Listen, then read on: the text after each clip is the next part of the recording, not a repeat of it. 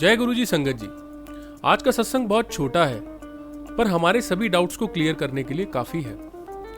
जब भी कोई नई संगत गुरु जी के साथ जुड़ती है उसके मन में ये सवाल जरूर होता है कि मेरे दुख कब दूर होंगे, कब गुरु जी मेरी बात को सुनेंगे।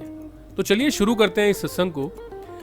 कुछ समय पहले जब मैं गुरु जी के साथ जुड़ा तो मैंने गुरु जी का सत्संग करना शुरू किया। घर के अंदर उनके मंत्र जाप करने शुरू किए तो घर के अंदर एक अलग सी पॉजिटिविटी आनी शुरू हो गई।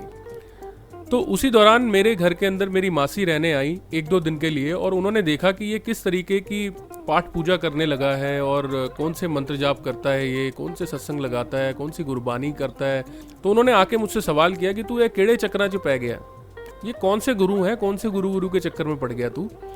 तो मैंने कुछ जवाब नहीं दिया, मैंने हंस के टाल दिया और कहा कि हाँ मैं गुरु जी को मानता हूँ और उनका पाठ और इस तरीके से मैं पूजा किया करता हूँ। कुछ समय के बाद रास्ते में मासी मिली, उनको कुछ काम था। आगे आने वाले सत्संग में मैं आपको बताऊंगा कि वो काम क्या था।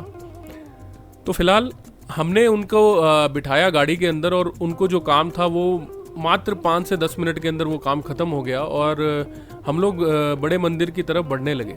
तो जैसे ही मैंने उनको कहा कि आप यहाँ उतर जाओ और यहाँ से आप अपने घर चले जाना ऑटो वगैरह लेके और हम लोग को आगे कहीं जाना है। तो उन्होंने मुझसे पूछा तुम्हें कहाँ जाना है।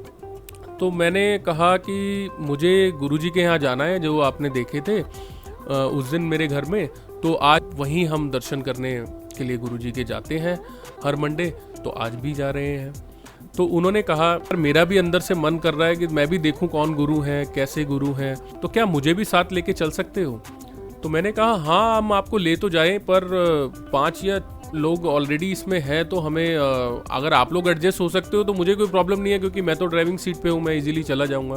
तो उन्होंने कहा ठीक है मैं एडजस्ट हो जाऊंगी, लेकिन घर के अंदर उनकी बेटी है तो वो कभी भी नहीं उनको जाने देती थी घर से बाहर कि नहीं मम्मी यहीं रहो, ये है वो है, मुझे खाना खाना है, मुझे ये चाहिए होगा। तो उस दिन उनकी लड़की भी मान गई कि हाँ तुम चले जाओ और कोई बात नहीं होके आ जाओ। तो मासी को मैं लेके चल पड़ा क्योंकि मेरे को भी ऐसा लगा कि यार मेरे को गुरुजी ने सेवा दी है, उनकी संगत को लेके जाना ये काफ़ी बड़ी सेवा है, तो मैं लेके चल पड़ा मासी। जब हम मंदिर पहुंचे तो मंदिर के जैसे ही हम एंटर करते हैं तो वहाँ पे एक जूता घर है, उसके बाद वॉशरूम्स वगैरह हैं। तो मासी वॉशरूम के अंदर गई, अपना हाथ मुंह धोया और जैसे ही गेट से बाहर की तरफ आने वाली होती हैं तो एक अंकल गेट के बाहर खड़े होते हैं। तो वो उन्हें देख के एकदम से डर जाती हैं और वापस अंदर की तरफ होने लगती हैं। तो पीछे से उनको दूसरी जो आंटीज थी उन्होंने बोला कि चलो चलो। तो जैसे ही वो बाहर निकलती हैं वॉशरूम से तो उनके सिर पे हाथ रख के वो अंकल बोलते हैं कि तुम डरो मत, मैं तो यहाँ सिर्फ तुम्हें ब्लेस करने आया हूँ।